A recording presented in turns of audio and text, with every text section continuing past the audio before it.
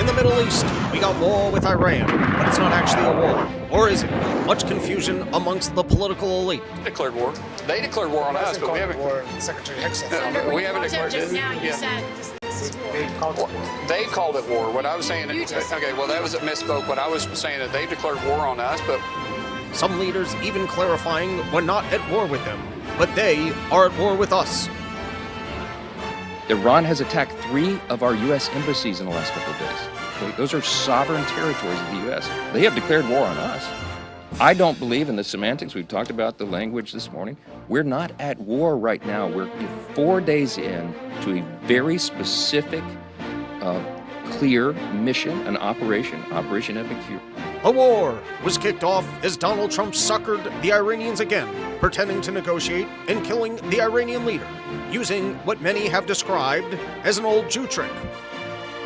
The Ayatollah is seen as a religious leader who had a religious decree against nuclear weapons, ramping up pressure on Iran to make sure the new leader is better at keeping the country from going nuclear, even amidst new threats of constant bombing and everyone thinking they're a bitch if they don't have a nuke, and problems that the Donald accidentally killed the preferred replacements. So the people we had in mind are dead.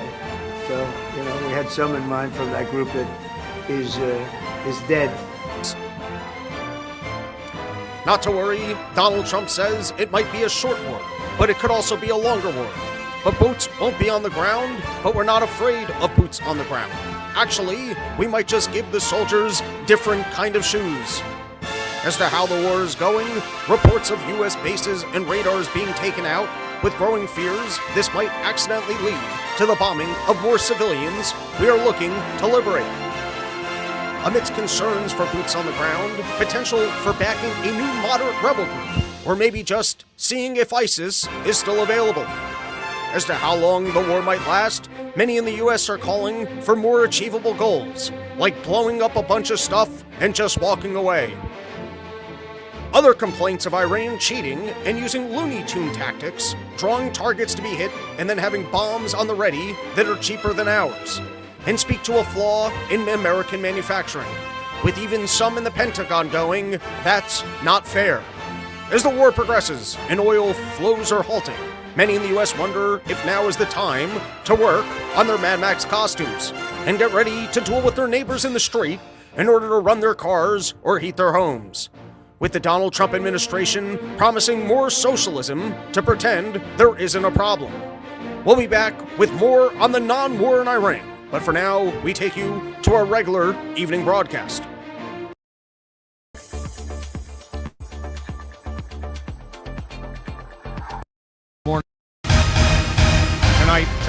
Tonight, a new health warning to those on GLP-1s to avoid foods you need to eat in the shower. We're just gonna fix this.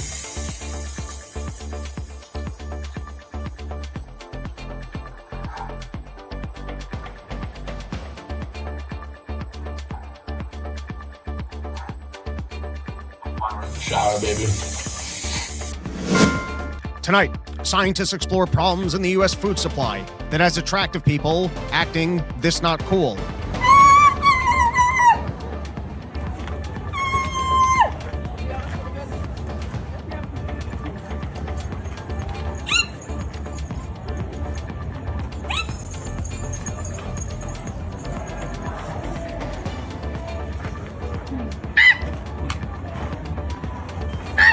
And what you can do to keep your kids off of social media and falling into these pitfalls instead of just smoking weed and being a normal teenager. Tonight, Mom Donnie explains what your raising rents will cover. What is required is that parents live within that school district, no matter the amount of money they make, the occupation they have, their immigration status. So long as they live there, they can apply. Tonight, Clinton reminisces on the good old days, happy to be shown pictures of what he can't otherwise remember. And for the latest on the Iran war, we go to our field reporter, currently in Iran. I'm out here in the bunker where the Iranians are about to pick a new ruler. That way someone can actually get on a call and negotiate with Trump. I think they just got bombed. Well, that didn't go well. How do I get home from here? What is up, everybody? Welcome to a brand new episode of the Run Your Mouth podcast. Double intro. Let's just call it a day. I feel like that's enough episode. I feel like that just about covers everything that I wanted to do. What do you guys think of the 1950s style intro? Had that idea earlier in the week, and we got it done. Sometimes you got to see an idea through the end. Anyways, I was going to do an episode on Sunday, and then we ended up doing part of the problem. So we're going to have another long episode coming at you. Not even really sure what I've said so far on the Iran war, because we've already done 2 full episodes on it. But to give you guys the short, I'm pretty sure this was a huge mistake. And I definitely think it showcases to all of us that Donald Trump has been co-opted by the deep state. We thought we were finally getting rid of the old Republican Party. You know, I didn't vote for the guy. I was rooting for him, and I think people were excited. No new wars, America first, and we got the party that's just back to Ted Cruz and all of these people that we absolutely hated. It's Lindsey Graham's America once again. Get in the war that even... I mean, none of these guys could get this war off, but I guess Donald Trump's the better salesman or more beholden to Israel. I guess only history will tell, or was this desperate to get us to stop thinking and talking about Epstein, which we will not be doing on this show. Beginning of the show, we'll be covering the latest from the Iran war, but we're also going to get into the latest from Epstein. Just because Donald Trump bombs another country and takes up a lot of my time having to figure out why he's bombing another country doesn't mean I'm not going to watch the Clintons when they sit down for a deposition. I'll do double days. You think you're... By the way, can we, amongst all the gripes on Donald Trump, can I add in on this one? Can we not start wars on weekends? Give Americans their weekends. If you want to start a war, you start it Monday morning at 9 a.m. Have a little bit of decency for all of us who worked all week and are finally trying to take a weekend and don't want to be getting to bed at 1 a.m. on a Friday night after doing a show and going, shit, now I can't go to sleep. We just bombed Iran. Have some decency and start them war Monday morning at 9 a.m. like any person who works a normal job. Well, why can't Donald Trump just take weekends off from all of his shenanigans? All right, so we've got Donald Trump clearly does not care about any of his winning coalition, does not care about the voters that he promised America first to. He's going all in on the deep state and making sure that they get the wars that they've always been looking for, because otherwise, I don't know, I guess more of the Epstein files are coming at him. I don't know why. I don't know what happened here. Now, I will say that now that this has already happened, I'm hoping that it goes well, but it's not looking that way. It's already not looking that way. I was hoping maybe Donald Trump, he would shoot his load, do it all in one day, and be like, all right, that was enough war action, and then come back to the table. But it sounds like he bombed everyone that he could have negotiated with. And from what I'm reading, you know, this regime just basically has to survive. And it kind of looks like America might take a loss on this, or someone's getting nuked. And we'll see how it plays out. And now, just to be totally honest with all you loyal listeners of the Run Your Mouth podcast, this is early into this war, and it takes a little bit of time, at least for me, to be able to figure out what the hell is going on. Like at the beginning of the Ukraine war, they were pitching us on, hey, Ukraine's winning. We just got to support these guys. They're winning. And I was like, not so sure about this. And then it took some time to get really good information about what was happening there. And there was some screwy information. There was, this is the breadbasket of Europe. We're all going to starve if this thing continues. And that certainly didn't play out. And then, you know, Putin taking over all of Europe certainly didn't play out either. But then also Ukraine completely collapsing within a week didn't happen. And I'm just saying, we're at the beginning of this thing. And now that it's already started, I'm still hoping for the best. Although I would like for our deep state and war machine to learn a valuable lesson, but like in a peaceful way and not by, you know, maybe this could be like a quick, just like slight disaster and not a 20-year disaster. But let's take a look at the latest, which includes as to whether or not we are even in a war. And I played this at the beginning of the show, but you know, we'll play the full clip now and give it a breakdown for Mike Johnson, because Congress actually voted on not doing their job. Wouldn't that be nice if you as a company, if you and your coworkers could get together and just decide, we're not going to do our job. We know that we take a paycheck, And we know that it's supposed to be in the hands of Congress whether or not we declare war, so that a single individual can't have his name in a file or just be beholden to Netanyahu for unknown reasons, or beholden to someone else and decide to just take us to wars for unknown reasons. And that's why Congress is supposed to vote on these things. And I guess against the Constitution, they voted down the War Resolution Act, or whatever the hell the name is on that, of basically it's in the Constitution that we got to declare these things and you don't get to declare these things. But I guess they punted on that. But here's Mike Johnson telling us that we're actually not at war at the moment, that even though we took out the ruler of a country, and even though we've moved all of our military assets over to this country, and even though we're telling you that they're a horrible threat and we're bombing them on a daily basis, don't be confused, everybody. We're actually not at war. All right, roll the clip, producer, man. That was enough intro for a single clip. Iran has attacked 3 of our U.S. embassies in the last couple of days. Okay, those are sovereign territories of the U.S. They have declared war on us.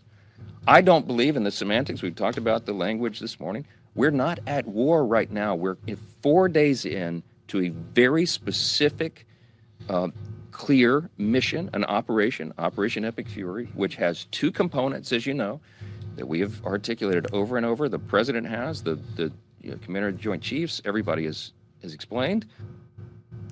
And there you go, Mike Johnson letting us know this is just clear missions, not a war. The other people declared war on us, but we're a bunch of pussies, so we're not declaring war back on them. Now, this is absolutely infuriating, and my screen just changed in a way that I cannot make a single adjustment to it. So we're going to stay with this view for the rest of the show. And instead of spending entire days cutting intros, I'm going to have to actually set up the new computer and make some necessary adjustments. But you guys can tell me, as long as we can hear it and we got sound, it's good enough for me. All right, and now here's the upside. If you guys are looking for the upside pitch of how maybe we do, in fact, win this war, is we're going to play the clip in a second, but you got Pete Hegseth saying we've got complete control of the skies. And I think what's playing out here is whether or not Iran has a ton of their super cheap missiles that they're going to keep sending over our way. And, they're going to bleed us dry on our interceptors, and then they'll have complete ability to just kick the shit out of targets and make this extremely costly. And that even if we continue to ramp up pressure and bomb them, this regime outlasts our war efforts. And then the whole thing was for no reason. Or you have that a more radical person comes into power and decides, wow, we really need a nuclear warhead. That last Shah was a dumbass when he had a religious decree against a nuclear warhead, because look how that played out for us. It meant that they were coming over all the time and bombing the shit out of us and killing us and assassinating us. We better make sure that we have a nuclear warhead. But I guess there's still the possibility that we ramp up pressure. Maybe they decide to come back to the negotiating tables, which when you brought them to negotiation tables twice and then, bombed them amidst negotiations, I don't really know what incentive they have to do that. But maybe they come back to the negotiating table, or maybe we actually figure out where they're storing all their missiles and we take out all of their military capabilities so that they're horrendously weakened. And every time they try and rebuild stuff, we go back there and we bomb them again. But here's Pete Hegseth making the pitch for why America's currently winning the war, and that we've got complete domination over their skies, and that it's only a matter of time before we eliminate all of their military hardware. Roll the clip, producer, man. Forces in the world will have complete control of Iranian skies, uncontested airspace. I hope all the folks watching understand what uncontested airspace and complete control means. It means we will fly all day, all night, day and night, finding, fixing, and finishing the missiles and defense industrial base of the Iranian military, finding and fixing their leaders and their military leaders. Flying A little crazy using the word fixing. You mean killing them? Flying over Tehran, flying over Iran, flying over their capital, flying over the IRGC, Iranian leaders looking up and seeing only U.S. and Israeli air power every minute of every day until we decide it's over. And Iran will be able to do nothing about it. Remember, they started the war. We're not in a war, but we're going to go at it until we decide that it's over. But not a war, everybody. B-2s, B-52s, B-1s, Predator drones, fighters, controlling the skies, picking targets. Death and destruction from the sky, all day long. We're playing for keeps. Our warfighters have maximum authorities granted personally by the president and yours truly. Our rules of engagement are bold. All right, that's enough of that. And here we've got Tucker Carlson. Sorry, not Tucker Carlson. We've got Ted Cruz giving the pitch why wars are the real America first, why anyone who opposes war is just the fringe of the Republican Party. Remember, if you got the vaccine, or if you didn't get the vaccine, it's because you're a weirdo who wants to kill your grandma. Everyone's getting the vaccine. And we all love Ted Cruz, which is why he did so well when he was running for president. And that's why apparently he's the guy that when Donald Trump is looking for advice on how to fight wars and when he should wage wars, Ted Cruz, if he can't get in touch with Lindsey Graham, I guess Ted Cruz is the guy who gets to walk right into the office and present his ideas to Donald Trump for him to go with it. Now, as to what happened between Donald Trump bitch-slapping this guy in the elections and mocking him to suddenly going, hey, Ted, you want to tell me exactly how I'm supposed to run this country that nobody wanted you to run? But here he is on the news. Apparently, it's Ted Cruz's, Lindsey Graham's party, everything we thought we were getting rid of with Donald Trump, and letting us know that it's only fringe Americans that are isolationists, and that's not really what America first is. I have to ask about the differing views, let's say, inside your party about whether this is the right thing to do. Starting with the president himself campaigning on and saying in his inaugural address that there would be no more wars. And there were a fair number of Republicans who voted for him liking that promise. Tucker Carlson is somebody who liked that promise. He told ABC that the president's decision to strike Iran is, quote, absolutely disgusting and evil. Your response? So I will say your quote of the president was slightly off. He did not say there would be no more wars. He said there would be no more forever wars. You guys want to fact check that? Do you remember that being the pitch by Donald Trump? Could have been. I've called him the doll hairs president before, where everything has some little turn on it, where he's the most annoying person on earth. I didn't actually say that. I didn't say no new wars. I said I wouldn't fight a forever war. Well, we'll see how long this war goes for one. And for two, I don't remember that being the pitch. I think Ted Cruz is making a change here to, I guess, support Donald Trump lying to the American people and then making a complete U-turn and changing the party into the party of Ted Cruz and Lindsey Graham. Those are very different things. I emphatically agree with him. You are not going to see a major U.S. troop presence in Iran. He and I talked about that on Friday, talked about Israel leading many of the attacks. We talked about targeted airstrikes. Why is Donald Trump even talking to Ted Cruz? Why is Ted Cruz the guy who gets the phone call for, hey, what am I supposed to be doing here? Taking out the military capacity of the regime to attack the protesters. And I also urged arming the protesters so the people of Iran could fight back because they were Is that going to happen? That was one of my questions. Is Forever the U.S. going to help them? I hope so. I do not know for sure. Well, we're still trying to decide between whether or not we're going to go with the Pentagon-backed terrorists or the CIA-backed terrorists, or if we're going to give both of them arms and let them duke it out for who then gets to fight Iran. Or, you know, we're going to see how much chaos we can make in the region just to create a bubble for an ISIS-like group to maybe step in on top of all of them. But just doing everything we can to create as much chaos as we can in the region. And while I was able to convince Donald Trump of a lot of things, I wasn't able to fully convince him of arming rebels that we're going to have to go back in the future and probably fight again. Sure, I did not get a clear answer on that. That is what I advocated for. Look, Tucker Carlson, as President Trump has said, Tucker Carlson is a kook. He's an isolationist. His views are fringe. And Tucker, the guy with the largest audience on the internet, it's just fringe. That's not what conservatives actually believe. Has spent the entire Trump presidency attacking President Trump, attacking his foreign policy, because Donald Trump is not an isolationist. He's not interested All right, I've in had enough of sending our Ted sons Cruz. and daughters to be an extended. It's just, I can't believe we're back. We're back to this old Republican Party with Donald Trump as the spokesperson for it.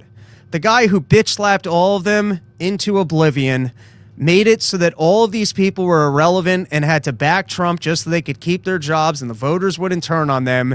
And then Donald Trump turned around and said, all right, deep state, what do you need from me? How do I play ball so that you won't take away my crypto fortune when I leave office? You guys were a real pain in my ass the last time I left office, and now I won't have an opportunity to rerun and come back in here. So what do I have to do so that you'll let my family keep its fortune, you'll let Witkoff, and you'll let Jared Kushner, and you'll let everyone else walk away with the money that we make while we're here? Deep state, what do I have to do? Is it fight Iran? You just tell me. I'll sign on the bottom line. Do I need to listen? Do I have to let Ted Cruz come into my office and tell me how to run the presidency? Because as a show of support to the deep state, to let me know how on board I am with your agenda, I am more than willing to make sure that no one ever sees the Epstein files and to bomb Iran for you. Just please tell me what I need to do so that you leave me alone once I leave office. Now, this was from the Daily Mail, which is not a typical read for me. It's not a typical thing that we quote on the show. But as I said, it's early into this war. And so, we'll get clarity as the thing goes. But basically what this was talking about was that Iran has moved a lot of its gear underground. Apparently a lot of their gear is highly mobile, like their missiles are not just in bases. They're on these trucks and stuff, and they're out on the road and being kept in bunkers. And then they also seemingly have a incredible stockpile of these the kamikaze drones, which can do a lot of damage, and they're a lot cheaper than the interceptors. And so this is just kind of how I see the war playing out right now, is that they have cheaper stuff, and can we take out where it is, or do they bleed our stockpile dry? And then if the regime survives, does the regime choose to go nuclear, or will Israel or America decide we're not losing this war and nuke them? And I think I mentioned this on a recent Part of the Problem, but I had forgotten about that little excursion we had with Yemen when we tried to take out the people who were taking out boats. And so we just worked out a deal with them that they wouldn't attack our boats, but basically lost that little fight and had to leave. And so Donald Trump does not have the greatest track record at the moment of winning these incidents. I know he took out the leader of Venezuela, and he managed to take out the leader of Iran. Some incredible targeted strikes off the bat, which, maybe that is the new age of warfare, where you can do these incredible targeted strikes and just assassinate the leaders. And there is something great. I said this about Venezuela. It's better than boots on the ground when you actually go after the other heads of mob organizations, and you're not including civilians. In this case, some civilians have already died. And I guess if you take out the leaders, it's not really clear who you can negotiate this back from. But it seems like we're in a bit of a game here of, can America basically completely neutralize the threat of Iran?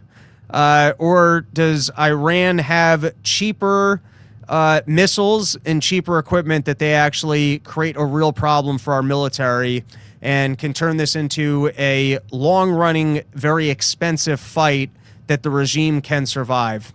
Now, obviously, the other risks on the table are oil availability, and if this starts jacking up oil prices, there's also the risk on the table of how much does this piss off the other countries in the region over time, piss off China. I guess maybe it works out well for Russia because they get more, they can sell more gas to China at a premium, maybe. I don't really know the logistics on that.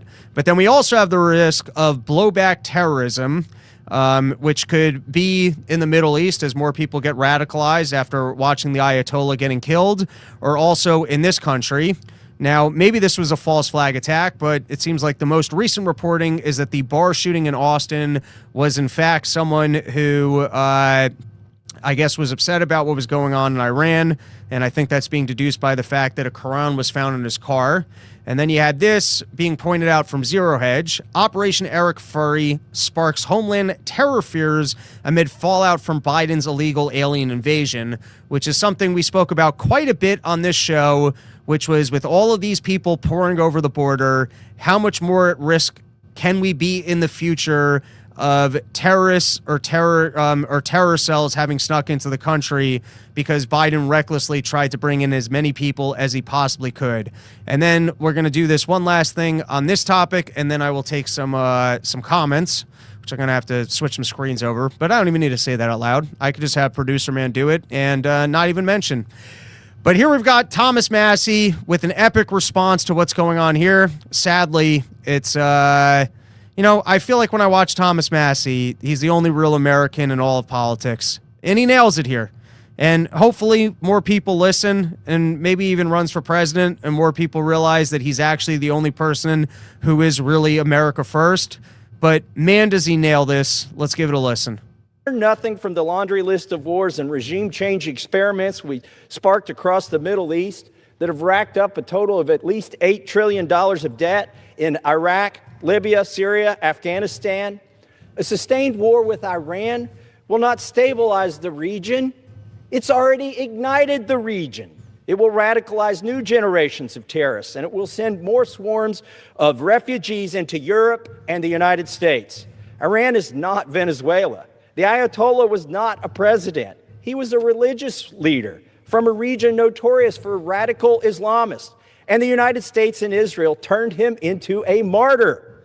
And in the process challenging the idea that this excursion is actually making us safer. Of doing so, we've already expended billions of dollars, and more solemnly, 6 American families must now lay to rest their sons and daughters.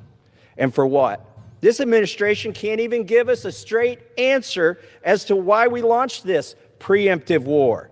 The president says we had to strike first because an Iranian strike was imminent.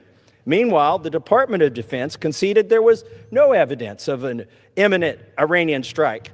Some told us this war was about nuclear weapons, but 6 months ago, we were assured our last strike on Iran decimated their nuclear program. So which is it? I think a pretty great summary of all of the nonsense reasons they keep trying to tease at us to justify this war, and that all of them conflict with each other. The most candid answer came from the Secretary of State, who told the press that Israel forced our hand and dragged us into this war again. And that truth is the very reason why it is Congress that must decide war. If American lives are to be risked and American blood is to be shed, that decision must be debated and voted on by the representatives of the American people. And that debate is meant to be arduous. And that vote is meant to be hard. I have a theory. I think my colleagues don't want to go on record because we have a terrible track record of meddling in the Middle East. They don't want their name associated with this when it doesn't turn out well. But Congress cannot be bothered with its constitutional duty because for many... I guess it's kind of nice to have a fall guy where you all take money from the deep state, you all take money from the Israel lobby, and then Trump's out of office in 2-3 years. And so let him be the fall guy. And then when he leaves, you can pretend like you never supported it and you were always against it, even though you didn't speak out against it and you refused to vote on it. In this chamber, it's easier to simply allow someone else's sons and daughters to be sent to combat without their vote. And to be clear, we aren't even here to declare war today. All we're voting on is a war powers resolution to reassert the Constitution, that Congress must decide questions of war. And if Congress wants war, then the Speaker should hold a vote to declare it. Some say Congress authorizes war when we pay for it, when we pass the budget bill. Here's the problem. We haven't taken on the hard work of defining the mission for our sons and daughters who are going to fight. That's not in the budget bill. It never is.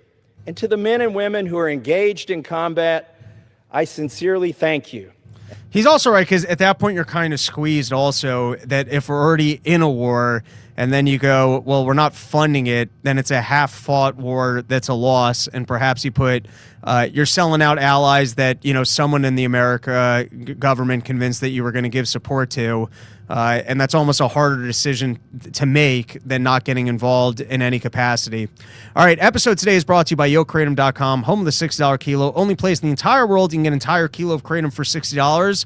And if you guys want to support the show, you can go over to robbernsteincomedy.com, subscribe for all of $5 a month, and you get the premium content, which includes the paywalled longer episodes, which typically are like an extra 25, 30 minutes or sometimes even a full episode.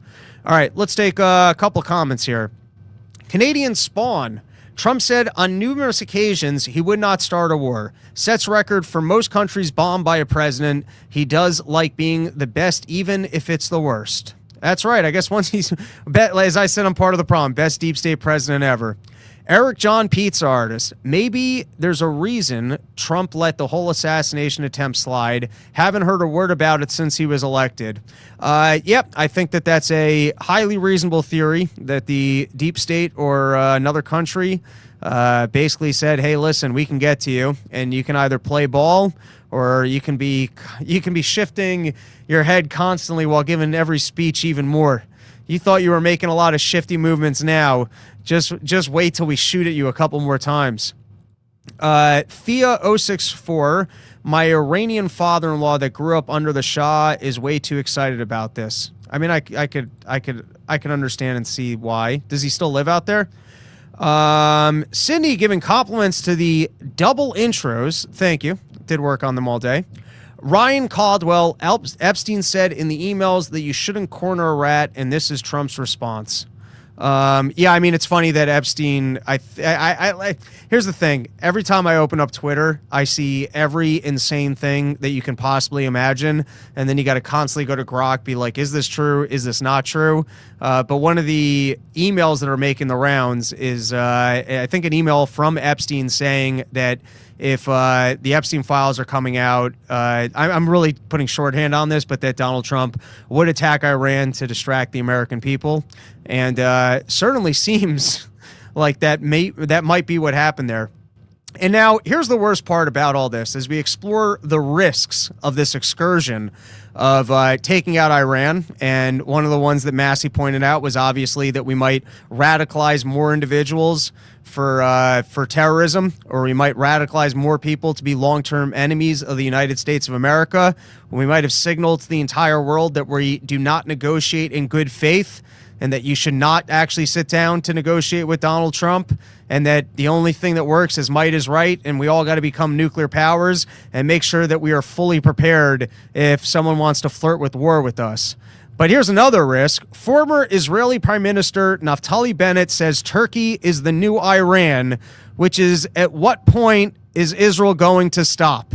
This is like you give the mouse the cookie, he's going to ask for a glass of milk. Was it a moose? I don't remember.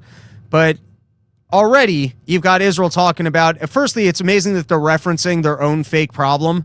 Turkey is the new fake problem that we're going to have to, you know what, if we're going to want to get a war paid for by the United States of America and fought for by the United States of America in 20 years, we're going to have to start now convincing you that Turkey is an existential threat, the largest state sponsor of terrorism in the region. They were going to strike us first, which is why we struck them. They were going to get a nuclear warhead and attack the United States of America. And I've actually heard from military intelligence people that Israel's been stupid over this Iran stuff forever because Turkey's going to be a bigger problem for them. But even Israel won't even see this one through and give us a little bit of a break. Give us a little bit of a break from everyone wants to kill us all the time. Oh, it's so hard being here. We need more support from the Americans. And they're already starting to ramp up. Firstly, they're referencing their own bullshit of existential crisis, which was Iran, but they've already spent 20, 30 years and all this money propagandize everyone to thinking Iran's the enemy, that I guess this is the newest shorthand, is to just go, Turkey is the new Iran. Look, Israel's already ready for the next one, everybody. All right. And now I know that you guys have all seen this clip a million times, so we're not going to spend that much time on it. But Rubio made the epic mistake, which Donald Trump knows not to do, which is he actually said something. He decided to try and explain the reasoning for the course of action Donald Trump took. And Donald Trump either has no reason or not a good reason, which is why he's smart enough to say nothing and just go, don't worry, it will work because I'm Donald Trump and I'm amazing and everything always works out perfect. Or I move on to something else and hope everyone forgot I ever said anything. But some of his subordinates, they don't know that you're just not supposed to say anything. And so they need to come up, I guess, with a legal reason for why they were able to preemptively strike Iran, why it was an imminent threat without getting a declaration of war from Congress. And so their pitch is, well, we know that Israel was going to strike them and that they would strike us back once Israel struck them, so we had no choice but to strike first, which obviously leaves out telling Israel, you're not allowed to do this, or saying... Or Israel could do it, and then we could make a public statement of we're no longer selling military gear to Israel because they are picking fights with people that we don't want to be in fights with. And I'm sure Iran would gladly go, you know what, we'll focus all of our firepower on Israel then. And so you're basically admitting that Israel gets to dictate our foreign policy, that Israel gets to pick a fight, and now we have to be in the fight. So Israel's the ones who are making the decisions for our country, because we all voted for Netanyahu. I mean, firstly, we were lied to when we voted for Trump, and we seemingly ended up with Ted Cruz and Lindsey Graham running the show, and the old Republican guard we thought we were rebuking. But it's worse than that. We've got the Marco Rubio letting us know that we are, in fact, working on behalf of Israel, and Israel's calling the shots. And let's roll the clip. No. What? There absolutely was an imminent threat, and the imminent threat was that we knew that if Iran was attacked, and we believed they would be attacked, that they would immediately come after us. And we were not going to sit there and absorb a blow before we responded, because the Department of War assessed that if we did that, if we waited for them to hit us first after they were attacked, and by someone else, Israel attacked them, they hit us first, and we waited for them to hit us, we would suffer more casualties and more deaths. We went proactively in a defensive way to prevent them from inflicting higher damage. Had we not done so, there would have been hearings on Capitol Hill about how we knew that this was going to happen and we didn't act preemptively to prevent. Or why is Israel striking people and getting us into fights? Maybe that could have been the conversation. And now we've got Donald Trump getting Rubio's back because Rubio made the mistake of actually attributing a reason. And now nobody wants, Donald Trump doesn't want people walking around knowing that all of these decisions are being made on behalf of Israel and that for some reason he's been completely bitched out by Netanyahu. Doesn't help his brand. He's supposed to be the most powerful, the most rogue individual, making the common sense decisions that only Donald Trump can make under the influence of no one else. And so here he is covering for Rubio and saying that he actually pushed Israel into the war. Oh, no, wrong clip. This is the clip of Rubio trying to walk back what he said. Then we got the Donald Trump one. Israel was going to strike Iran, and that's why we needed to get involved. Today, the president said that Iran was going to get. Yeah, your statement is false. So that's not what I was asked very specifically. Were you there yesterday? Yes, I asked okay. the question. No, did you? That's pretty great, too. Were you there yesterday? Yes, I'm the one who asked you the question. Were you the one that, because somebody asked me a question and said, did we go in because of Israel? And I said, you were asking me that, you from that follow-up. And I said, no. I told you this had to happen anyway.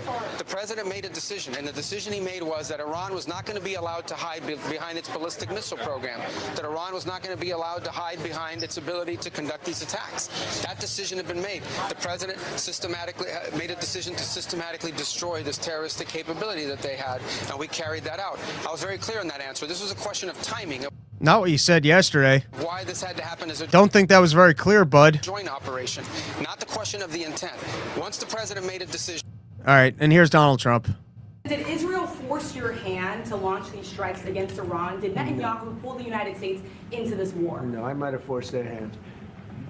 You see, we were having negotiations with these lunatics, and it was my opinion that they were going to attack first. They were going to attack. If we didn't do it, they were going to attack first. I felt strongly about that. And we have...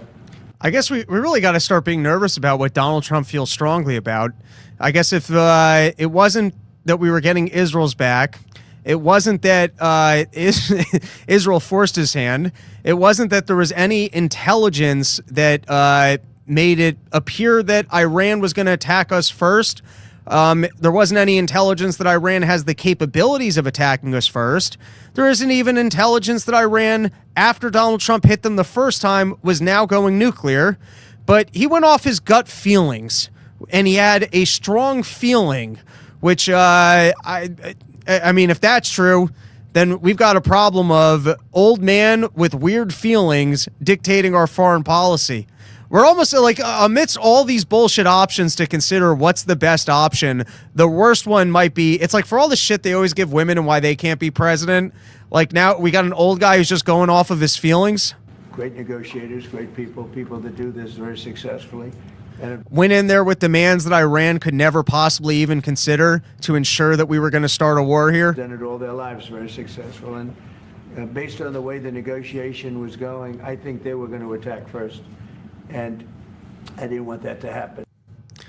All right, fair enough. And now we've got Trump's comments on the worst case scenario, which I thought was quite interesting. I think I could have just continued playing that clip. I think this comes up next in the clip. But when asked what he believes would be the worst case scenario regarding Iran, President Donald Trump told reporters, I guess the worst would be we do this and then somebody takes over who's as bad as the previous person, right? That could happen. We don't want that to happen.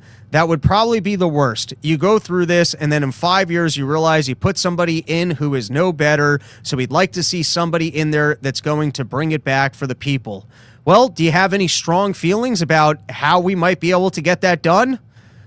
I mean, what if we're going off of strong feelings, do you have any strong, like, I don't know how the magic 8-ball works of Donald Trump's feelings, but do you have a feeling that bombing them and taking out the people who had a religious degree against having a nuclear bomb and not being willing to negotiate with these people and then bombing them isn't going to push them into being more radical or actually pursuing nuclear capabilities so that they can't just be attacked in the future?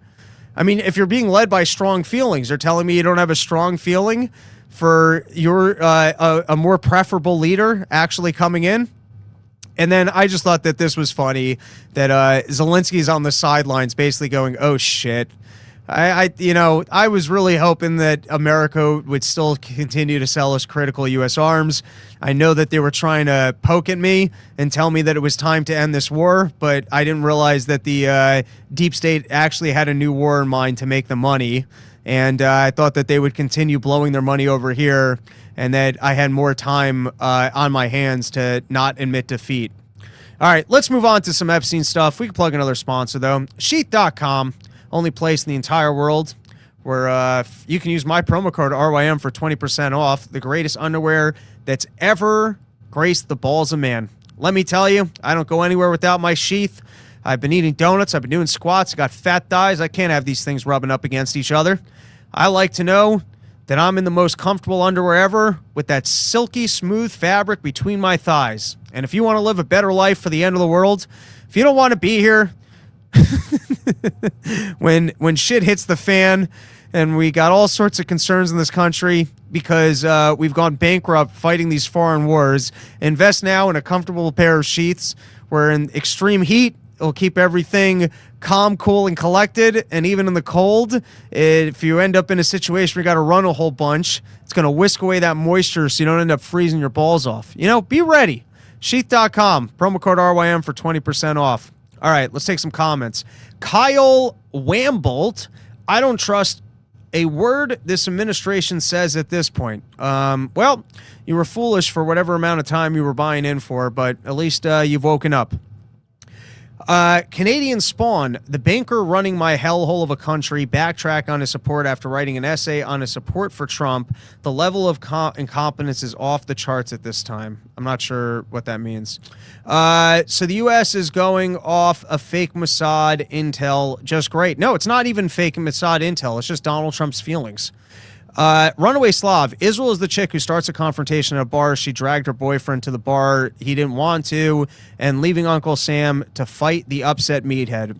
I don't often agree with Runaway Slav, but on this one, I do think that that Israel is the crazy girlfriend that gets you into fights and that it is time to break up with her. All right, let's move over to some Epstein stuff. And before we look at some clips of when both Hillary and Bill sat down for their depositions, here's some other interesting stories from the last couple days. The first is, this was from the New York Post. Epstein, former Lolita Express pilot girlfriend, worked with feds in exchange for U.S. visa help, DOJ files. So I got a couple thoughts on this, which is, one, you're telling me you got all of the information out of this lady and there was nothing more? There were no details given. I didn't see it in any news stories as to what information she offered up when she cut a deal. I'm going to guess the deal was for a limited testimony that only got Ghislaine and Epstein in trouble, and only in trouble for very specific things they were looking to prosecute them for. I'm sure they found out that this lady was entirely willing to play ball, and off camera they told her, this is the testimony we're looking for, and she was willing to give that testimony. But I got two takeaways, which is, one, I mean, did you really press this lady for the whole story? Or was this part of the cover-up that you just got what you needed to try and cover this thing up and just send Ghislaine and Epstein away? And two, all right, well, if you got one of the pilots, what about all the other pilots? What about all the other staff members? I keep talking about this, but it's because it's right in front of all of our faces and nobody else is mentioning it.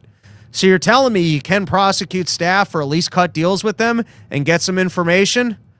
Or maybe this is the way they do with all of them, is that they just get the limited story that actually works for what they want to prosecute. Now, we had talked about this last week on the show, that apparently there were a number of safes. Actually, this is a different story. Let's do this one first. Feds told New Mexico to back off Epstein, then they did nothing. This is reported by on Zero Hedge that essentially New Mexico, and this was in 2019, was going to start an investigation of Epstein. The feds came to them and said, hey, listen, we'll share the information from our investigation, but we don't want you doing your own investigation because it might get in the way of ours. Isn't that always the standard line for the cover-up, is that's part of an active investigation? Well, they'll also shut down your active investigation because your active investigation might get in the way of their active investigation.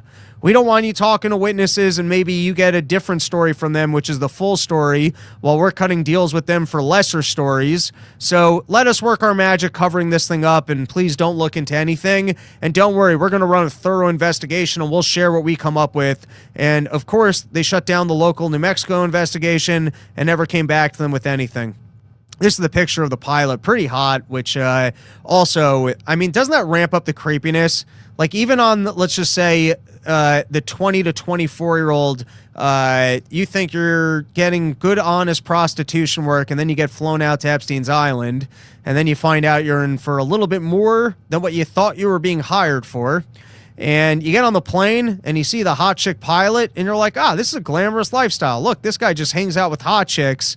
And that's got to give you a false sense of security. Also, I think there was an email from Epstein to that lady when she went back home of, hey, how come you ain't recruiting some new girls for this operation? This is a pyramid scheme. If you want out, you got to bring in some new blood.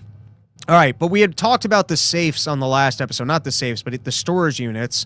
Apparently, a man even this rich will make use of your oh my God. Talk about the greatest episode of Storage Wars ever, when they open up one of the storage units and find out it was actually an old Epstein storage unit, and then they find all of the evidence.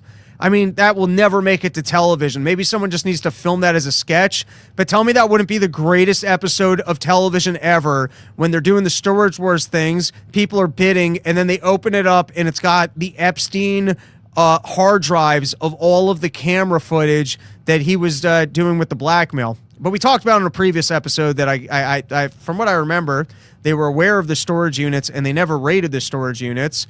And then this is reported from Zero Hedge that firstly Epstein was sending out emails to people before getting arrested of, we got to get rid of all this stuff. But then he also had a lot of stuff taking to these storage units: VHS tapes, DVDs, eroticizing teenagers, porno magazines, according to the Telegraph.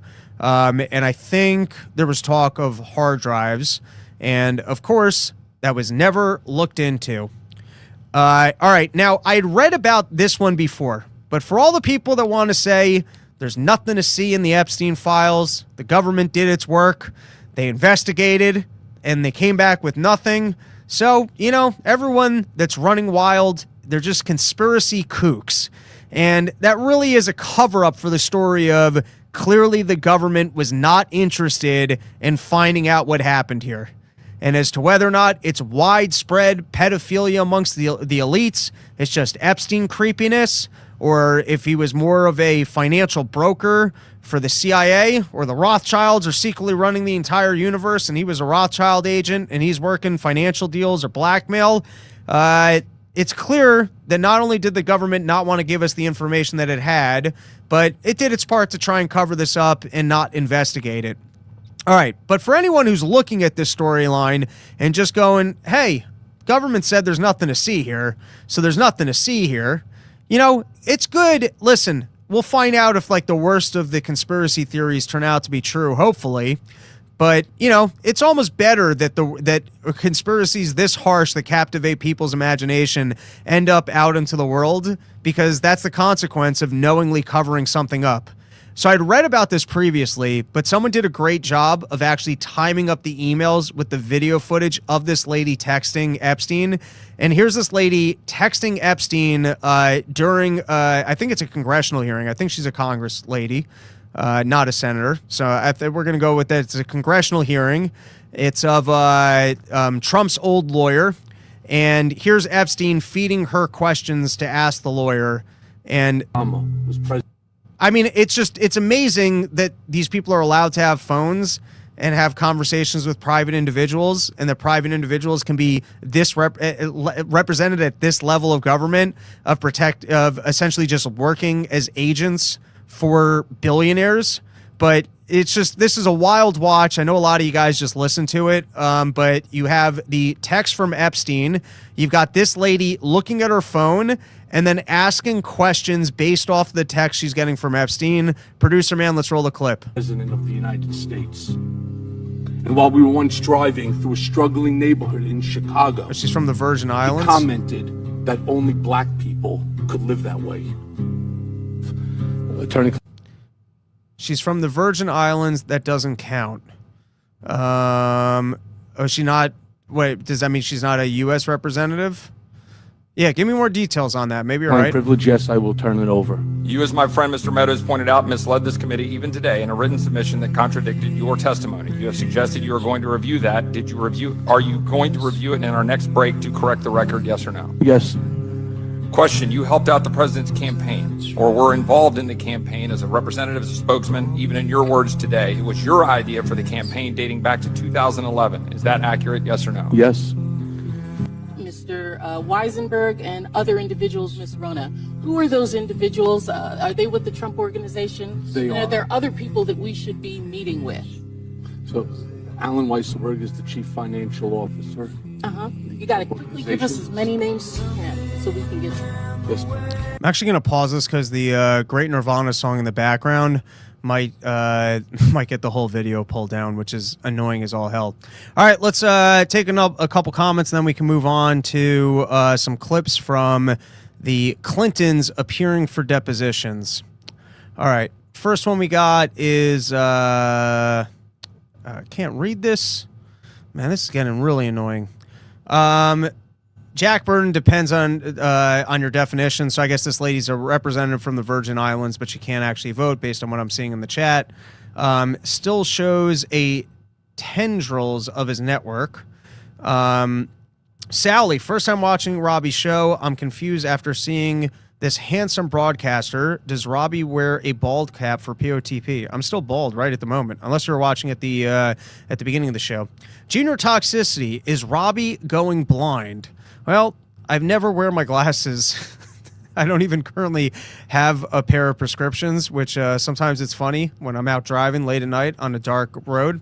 Of course, my eyesight is healed since I've gotten that prescription, so I'm not saying anything that could get me in any legal culpability if I were to get into an accident, because after 4 years of not wearing my glasses, I am fully convinced that my eyes have healed. And no, we're having our standard technical issues that the fans of the Run Your Mouth podcast so desperately love, which is why they continue to support the show at robbernsteincomedy.com for all of $5 a month, which helps get Producer Man paid, which allows him to continuously unplug equipment and keep the bit going of things not working properly while we're live. All right. So this is the first one. This is from the New York Post. Hillary Clinton's team demanded beauty lighting and custom background for Epstein deposition. And I love how all politicians know it's just television and you got to put on a good show. And even if we're dealing with something as seriously as Epstein, or me trying to pretend like I don't know nothing about Epstein, never met Epstein, you got to ask my husband, never had nothing to do with Ghislaine Maxwell, this is all outrageous. The fact that he would even bring me in here, they know that they got to look good on camera. Man, they must have rehearsed Clinton. He must have a drinking problem now that he can't even hold a glass right, or a mug. Mugs are too heavy for Bill Clinton. That's how frail and weak he is now. Here were my takeaways. Was, for one, as I was watching it, it felt like there were a lot of Bill Clinton didn't inhale moments. It just, they're good at this stuff, and it just felt like a lot of it was like they're working some real technical angle. Oh yeah, she was at the wedding, but she wasn't invited to the wedding. She was someone else's +1. And sure, we only had, I think, 500 people at the wedding, and we obviously have security, and you obviously didn't come to the wedding without us knowing who you were, but she wasn't an invite. She was a +1. Felt like there was a lot of that flavor throughout the entire thing of, yeah, I smoked it, but I didn't inhale it. Now, my next thought was, I thought that this should have been a public hearing. There's something to be said for that the depositions seem to be a little bit more substantive. I don't know if that's the right word, but it seems like without the theatrics of the television of, I guess, the live congressional hearings, they can grill people a little bit more. And although they're able to sit there with their lawyers and nothing that real juicy came from it, it almost did seem like a more professional format and that you could cover more substantial ground than in the public hearings where sometimes you might just get yelled at by a congressman and then also just, filibuster and run out the clock. Maybe that's the big difference, is that you can't really filibuster because maybe there aren't the same time limits in the depositions. Now, this next thought is really not a fair standard at all. So I'm pulling a Donald Trump here, and I'm talking from my feelings. But the fact that the two of them were sitting there with lawyers, and the lawyers are constantly combating on the style of questions that are being asked, which, I'm not a lawyer. I don't know the way depositions work. And I guess it's, within their legal rights to do so. And I guess there is a fairness of making sure that your client's only being asked the proper form of questions for them to answer. But there was something about it that just felt like a very flavor of guarded and guilty, of ensuring that certain angles weren't explored, certain questions weren't being asked. It's like, if you honestly never met the guy, listen, you can't, this is why it's not a fair standard, because, if I refuse to have a cop search my car, it's my right to not let him search my car. And why would I just give up a right that I have? And I live my life that way. You should live your life that way. It's only a right if you exert it. And so even if you got nothing in your car, give the cop a hard time. There's no reason to let him search your car. Don't make his job easy. You've got a right. It's only an honorable and sacred thing if you actually protect it and desire it and want it. And so you exert, no, I've got a right for you to not search my car unless you got a warrant. And so this isn't a fair standard, because you're not guilty until proven guilty. And if you don't have to answer a question, don't make their job easy. You can refuse to answer the question. But there was something in the flavor of it and how jumpy those lawyers were, and the way that they were giving pushback on questions, that did feel like they were doing their best to keep their cards close to their chest, not have to answer things, and be evasive. With all that said, let's roll a couple clips. And this first one, I believe, we're going to find out, I believe it's from after the hearing was already over, and Hillary Clinton's talking to the press. And I thought that this was funny because she's sitting out there going, I answered all questions. I got nothing to hide. I'm answering all questions. And then the press asks her about Ghislaine Maxwell being at the wedding, and she instantly shuts down questions and goes, that's enough. I'm done here. I guess we got to pull it back to when she's asked. Maxwell, frankly, the book at Chelsea Clinton's wedding in 2010. She'd already been mentioned in a civil lawsuit by Virginia Giuffre before that. Jeffrey Epstein had already been convicted. She came as the plus one, the guest of someone who was invited.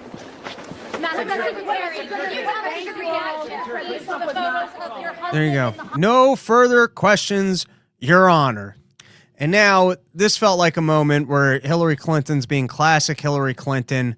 How dare you? I thought we were better than this. And she's shutting down the Pizzagate questions and the overly hubrisness and the classic. I mean, this is the way she tried to go through all of the election with Donald Trump, and it didn't work. Of just kind of like that flavor of how dare you? I'm clearly more civilized and a better politician and the adult in the room who could actually get this job done. And it didn't work. Everyone saw through it. But she managed to play the card here when asked about Pizzagate and basically go the how dare you route. I can't even believe we're stooping so low that we're going to even explore this topic and validate that there's interest in this topic when it was obviously baloney. Roll the clip, producer, man. See the information that you're speaking to. Again, the representative is asking general. I mean, really, I expected a lot of interesting questions today, but Pizzagate was not on my list. Like, you didn't rehearse that. You didn't rehearse that for when Pizzagate was coming up. You knew someone was going to ask you about Pizzagate. I mean, if you're actually an informed politician and you're reading the news and you know what's going on Twitter, people are talking about Pizzagate. A lot of odd pizza conversations that date all the way back to Podesta and WikiLeaks. She couldn't even believe that anyone, and then the little almost hot chick twirl of the hair that she can't commit to. But here she is, clearly rehearsed. If they ask about Pizzagate, deny, and just go, I can't even believe you're asking me this. The representative is asking general. I mean, really, I expected a lot of interesting questions today, but Pizzagate was not on my list. Just because I defended rapists as a lawyer doesn't mean I am, in fact, a rapist. All right, now let's move over to the Bill Clinton clips. Before we do, we can take a couple comments. And then we're going to go over to the paywalled stuff for a couple more stuff. It's going to be a shorter paywalled one, but go check it out. RobBernsteinComedy.com. Support the show. $5. Runaway Slob. Robbie, next week is Dave's last Skank episode and Danny Polachek's last Bath Howl episode. Will you be at either? I will most likely be at both. I am planning on going to Dave's last episode because I would really like to be there and see it. I'm a fan of the Legion of Skanks podcast. It's the end of an era. I used to go when they were back at the Creek in the Cave and the bomb shelter for those, maybe it was a year, 2 years. I used to go nearly every Tuesday. Then they moved to the other room. I couldn't as easily stand in the corner and watch the show, and it became a more popular show and it was more crowded. I'm a little claustrophobic, so I didn't go as often. And then I stopped living in the city, so it wasn't as convenient to go to. But I love that show, and I'm planning on catching the last episode. I did not know that Danny Polachek was giving up the bathhouse, but he did text me yesterday and asked if I wanted to do the show next week, and I said yes. So if that's in fact his last episode, I'm honored that he asked me to be on his last episode. I wasn't even aware of that, and I'm happy I said yes. I would have been disappointed if I had turned it down without knowing that that was my last opportunity for it. Jack Burden 806. The only good thing about Hillary is that she will never ever be president, and an orange buffoon drank her milkshake. There you go. Fronlaven. Rob, you need to be more concerned about Turkey. Possibly, but for now, I'm just calling bullshit. PS Punch. Hell yeah, I caught alive. Anyway. Junior Toxicity, upset about Dave leasing skanks. All right, let's watch Bill Clinton. I thought that this was probably the best moment of the whole thing, where he's asked about liking young girls. He goes, I don't like young girls. And they go, what about that intern that we know about? Give it a play. That we're going to wrap up soon for you. Did you know one of the witnesses who testified in the Epstein cases that Epstein said, you quote, like them young? Why would Epstein say that about you? Are you asking his opinion? By the way, I got a conspiracy for you, is that Epstein was in fact making he had a clone lab, and here he cloned Johnny Cochran into a trans female lawyer, and a good lawyer at that. You're asking him to think about why Mr. Epstein would say. Or maybe she's more like the Seinfeld lawyer who gets them put in jail, who's kind of playing Johnny Cochran. Maybe that's more what I have in my head. Let's continue. Something about him. Why would Epstein say that So about she's the asking you president? to try to be in Mr. Epstein's mind and guess at You believe this, bitch? what Mr. I'm gonna Epstein ask would have you thought to about. think about what's in your mind. Referring to girls. First of all, that's not true. What's not true? That I have any interest in underage. I didn't say underage. I said young. Firstly, this is kind of a Bill Clinton type answer because he's saying that I have any interest. We're not really talking about current dick doesn't work old Bill Clinton. We're talking about 30, 40, 50-year-old Bill Clinton. That 30, 40, and 50-year-old Bill Clinton have a desire for young girls? Because now he's talking about present-day Bill Clinton. But it's still not true. Is an intern young? Look at his eyes there. Look at his eyes. How dare you? Yes. Okay. At my age, anybody younger than I am. Look, you see?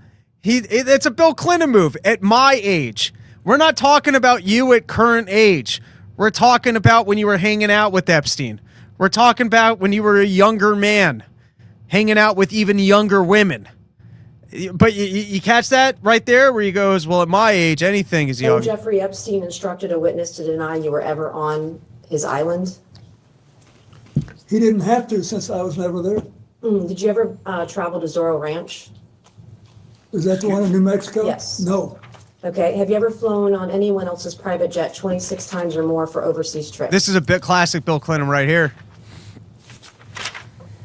I have flown as many miles on other jets, but never with as many stops. How many other people's planes have you used, like Epstein 26 times or miles, etc.? I don't know. I did with Steve Bing, who's now just. All right, that's enough of that clip. And now this is the clip where he's talking about there's the photograph of a lady who's blacked out with Donald Trump in a hot tub. I went to Grok to ask if that individual is under the age of 18. It came back as, I guess, unknown/negative.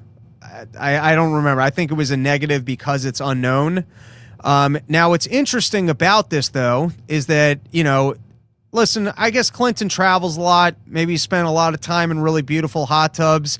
Maybe he's got a large entourage. He doesn't quite always know who's in his entourage.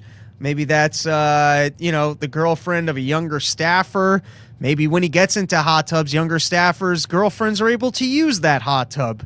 But it does seem a little bit odd that here he is talking about the incident that, I don't even remember the country. We'll hear it in a second. But the person that put them up said, hey, there's a great pool there. You got to go check out the pool. And he goes, I went there for 15 minutes, but nothing happened. And I don't even know who that is in that picture. But it seems odd to kind of have your own wing of the hotel, private access to the pool, and then random person photographed and, I guess no memory of the incident. But here he is, an old man shaking his hands. What can he remember? Here's this photo. There's a girl over here. Or there's someone. Yeah, I don't know who that is. But he's also asking in the pool area whether other Yes, individuals. I don't know who that is. Okay, so you don't know. No, and then there were other people in the pool. Okay, so do you remember were they under 18? Would you No. know? No. Were they part of your traveling party? He's asking you. Yes, the Sultan wanted us to stay there, and the Seemed hesitant to answer part of your traveling party, yes. water of this big pool was on the same floor that there were several suites, and so we went out, I swam around, I sat in the hot tub for 5 minutes, or whatever it was, and I got up and went to bed. And then I have to ask this: did you engage in any sexual activities No. with this person? All right, that is our episode. Thank you for hanging out. Live right now over at robbernsteincomedy.com. Probably only 10 minutes covering a couple random Twitter clips. That's the episode. Probably back next week for another one. And that's it. I'll take a couple comments, though. I got to move this over, though, so I can see them. Just joining. Sorry if it's already talked about that Cream Shot was I read that wrong. Cream Pants was primaried. At least there's some good news. And you know what I read about it was he didn't even see it coming. You get it? Anyways, yeah, but I think the guy he was replaced by is another pro-war person.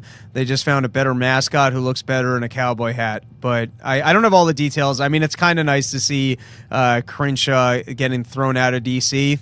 and this early into his career because, man, was he a loudmouth and wrong on everything. But I don't think the next guy is going to actually be any better. Junior Toxicity, did you see Skip Bayless' take on the war in Iran? I did not. You want to give me the short? But anyways, that's it. I'm done with this. You can come over. I'm experimenting for the first time. We're just going to keep the stream going. Hopefully that all works. See you over at robbernsteincomedy.com. Later, everybody.